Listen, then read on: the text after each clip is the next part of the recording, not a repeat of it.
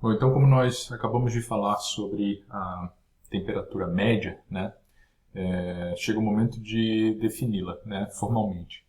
Então eu quero definir uma temperatura média do fluido que escoa dentro do tubo, de forma que essa temperatura média represente a energia transportada pelo escoamento, né? Então, se nós lembrarmos lá de termodinâmica, onde nós fazíamos o balanço de energia no volume de controle, nós tínhamos um balanço de energia dado por essa expressão aqui, certo? Ou seja, a taxa de transferência de calor é igual ao m ponto Cp vezes uma diferença de temperatura. Essa diferença de temperatura, na verdade, ela representa o ganho ou a perda de energia sob a forma de calor que o escoamento sofre entre dois pontos, uma entrada e uma saída, por exemplo, daquele trecho, né, do volume de controle, certo? Então, essa temperatura média Tm, né, que aparece aí, entrando e saindo, eu quero que ela represente essa energia do escoamento. E ainda lá em termodinâmica, né, quando nós fazemos esse balanço de energia nas faces do volume de controle, a variável que lá aparece, né, representando essa energia entrando ou saindo do volume de controle, é a entalpia, certo? Que tem uma parcela devida à energia interna e uma parcela devida ao trabalho de escoamento, que é a energia necessária para empurrar o fluido para dentro ou para fora do volume de controle, certo? Então, é natural que essa temperatura média, né, definida dessa forma, ela represente essa energia transportada. Então, esse m ponto Cp vezes a temperatura, ele é definido como esse produto aqui, né, integrado, uma vez que eu tenho agora um perfil de velocidades, né, vou ter um perfil de temperaturas na seção reta, né, na seção transversal, e integrado na área. Então, tem um elemento de área aqui nessa integração, certo? E aí, claro, isolando aqui, né, colocando a temperatura média do lado esquerdo do sinal, nós temos realmente uma média que fica evidente que é uma média na massa, certo? É uma média levando em consideração a massa que é transportada localmente em cada posição da área da seção transversal do tubo, né? E isso tem uma razão de ser, assim, se nós interpretarmos de novo essa temperatura como uma temperatura que representa a energia, né? Aquela parcela, por exemplo, no escoamento em que existe aquecimento do fluido pela parede. Então, a região mais próxima à parede vai ter uma temperatura mais alta, como é mostrado aqui, né, nesse esquema. A região próxima à parede vai ter uma temperatura mais alta do que a temperatura aqui na linha de centro, né? Então, se eu tomar simplesmente a média da temperatura na área, essa média não vai representar a energia transportada pela mistura, uma vez que tudo bem, a temperatura aqui é mais elevada, porém a velocidade nessa região aqui é menor também, né? Uma vez que a velocidade é zero na parede. Então aquela temperatura é mais alta, mas tem menos massa passando por ali, né? Por unidade de tempo. Então essa ponderação ela tem que ser feita corretamente, levando em consideração o perfil de velocidades do escoamento, certo? Por isso que é uma média na massa, já que a gente leva em consideração o m ponto Cp, tá bem? Então, substituindo ali para um tubo circular, né, o elemento de área, que é 2πrdr, né, e a área da seção transversal do tubo, que e aqui aparece esse produto m ponto, né, ρ vezes o m vezes a área da seção transversal do tubo, que por sua vez é πr quadrado. Então, o π que aparecia do elemento de área aqui acabou cortando com o π do πr quadrado que aparece aqui embaixo, e eu fico com essa expressão para a temperatura média, né? Nós chamamos essa temperatura especial, digamos assim, de temperatura média de mistura, né? Porque ela leva em consideração essa mistura na massa do escoamento para representar de uma forma exata, fidedigna, a energia transportada, tá? Então, se nós conhecermos o perfil de velocidade e o perfil de temperatura, nós podemos substituir aqui nessa equação e aí obter a temperatura média de mistura, que é uma função da distância, né? O Tm é uma função de x, certo? Enquanto que o perfil de temperaturas ele é uma função de R e de x, tá? Esse slide e os seguintes, eles mostram de uma forma qualitativa o comportamento das principais variáveis ao longo do tubo, certo? Para as duas condições de contorno que a gente tinha falado anteriormente, né? A condição de fluxo de calor constante e a condição de temperatura de parede constante. Notem que essa figura ela foi retirada do livro do Linhart e, portanto, a nomenclatura lá é um pouquinho diferente, tá?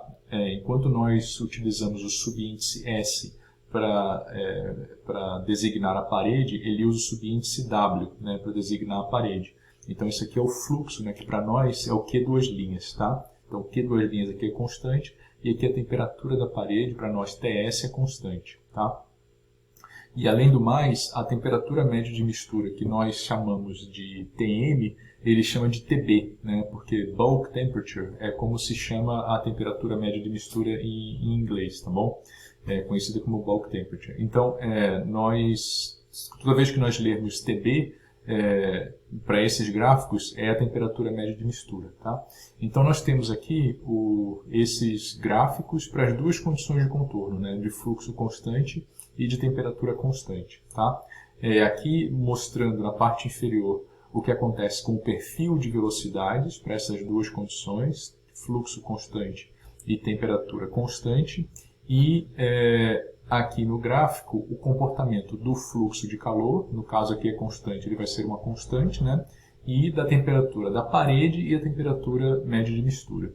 Aqui para a temperatura de parede fixa, nós temos na parte inferior de novo o que acontece com o perfil e aqui no gráfico o que acontece com o fluxo, né? Que na verdade o fluxo varia, porque quem é constante é a temperatura da parede, e o comportamento da temperatura média de mistura, que nós já vamos explorar bem em detalhes, tá? Tanto nesse slide, que mostra a região de entrada, quanto no slide seguinte, que mostra a região mais de desenvolvimento do escoamento, tá? Esses dois slides, essas figuras, elas são muito importantes para que a gente tenha um entendimento físico, né, do processo de transferência de calor no escoamento interno, tá? Então vamos olhar aqui primeiro para esse gráfico da esquerda, aqui, do caso do fluxo de calor constante, né?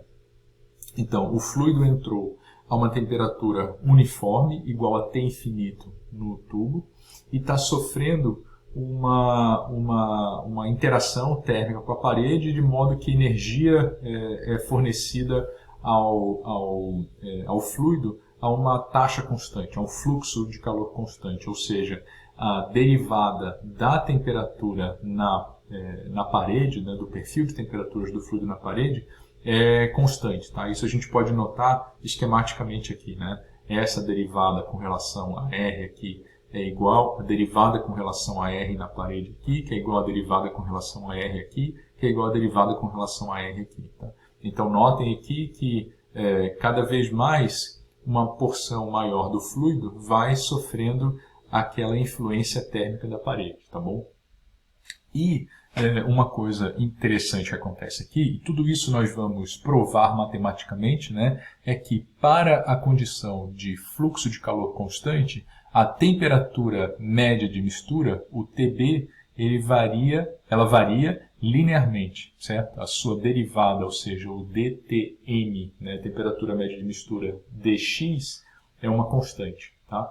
O fluxo de calor é constante e isso faz com que a temperatura média de mistura suba de uma forma constante também. É claro que se fosse um fluxo de calor negativo, ela desceria numa rampa constante, tá bom?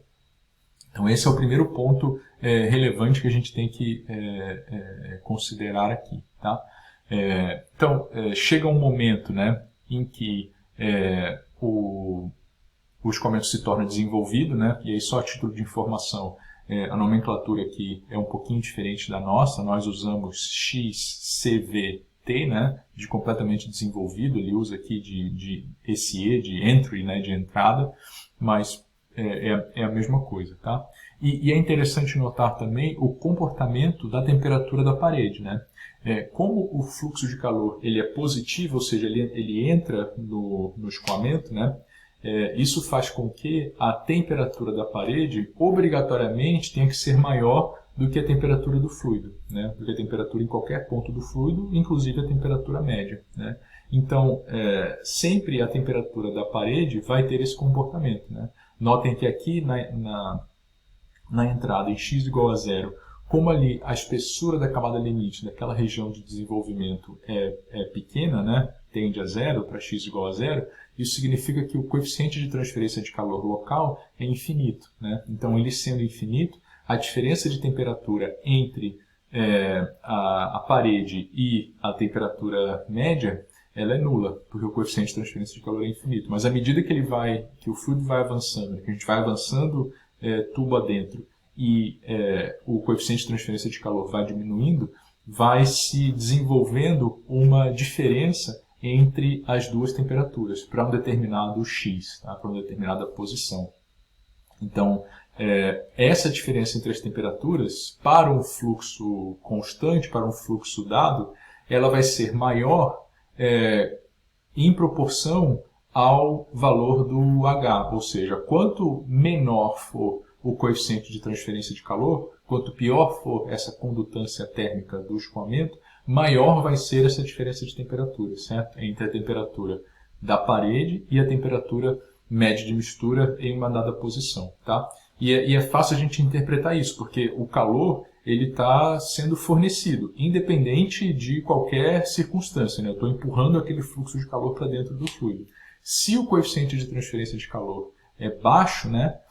Então a gente pode imaginar que a temperatura, né, da parede, ou pode pensar na fórmula, né? A temperatura da parede é igual à temperatura do fluido mais o fluxo de calor dividido pelo coeficiente de transferência de calor. Eu só pegando a lei de resfriamento de Newton, tá? Então, temperatura de parede é igual à temperatura média de mistura, que é a temperatura de referência, a gente vai formalizar isso daqui a pouco, mas é a temperatura de referência para o coeficiente de transferência de calor, mais o fluxo de calor dividido pelo coeficiente de transferência de calor, né? Então, quanto menor for o coeficiente de transferência de calor, como ele está no denominador desse segundo termo, né, de temperatura média de mistura mais fluxo dividido pelo H, quanto menor ele for, maior vai ser esse segundo termo, essa segunda parcela, e, consequentemente, maior vai ser a temperatura de parede, certo? Então, na verdade, como eu estou empurrando aquela carga térmica para dentro do escoamento, é a temperatura da parede que acaba pagando o preço, certo? Tá? Ela que vai ter que aumentar, porque a resistência térmica entre a parede e o fluido, ela é muito grande, né? Então, isso faz com que a temperatura de parede tenha que aumentar, tá bem? Então, isso é o que a gente observa daqui, né? E desse ponto aqui em diante, né? E isso a gente vai demonstrar matematicamente também, do ponto em que o escoamento se torna desenvolvido em diante, essa diferença entre as duas temperaturas aqui, né, entre essa temperatura de parede e a temperatura média de mistura em um dado x, ela passa a ser constante, certo? Ou seja, as duas linhas elas se tornam paralelas, tá? E isso a gente vai mostrar de novo, né, que decorre do fato do H nessa região de escoamento desenvolvido para essa condição de fluxo de calor constante, né, fixo, o H vai se tornar constante, tá? Quando o escoamento é desenvolvido, tá bom? Então, isso é um ponto importante que a gente vai explorar também, tá? Então, estamos chegando no finalzinho do vídeo aqui, né, do tempo, de 15 minutos, e aí eu vou esperar, deixar o próximo vídeo para poder falar sobre o outro gráfico, tá?